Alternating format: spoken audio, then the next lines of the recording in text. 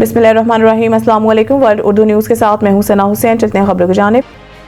खबर शामिल करते हैं। उस्मान सलरिया के मुताबिक गवर्नर पंजाब सरदार सलीम हैदर खान की ज़ेर सदारत हज़रत मोहम्मद सल्लल्लाहु अलैहि वसल्लम की सीरत मुबारक के हवाले से दस्तावेज़ी फ़िल्म की रोनमाई के मौका पर इफ्तारी की। गवर्नर पंजाब ने कहा कि मेरे लिए ये बड़े एजाज़ की बात है कि रसूल खुदा सल्लल्लाहु अलैहि वसल्लम की सीरत मुबारक पर बनाई गई दस्तावेज़ी फ़िल्म गवर्नर हाउस में दिखाई गई।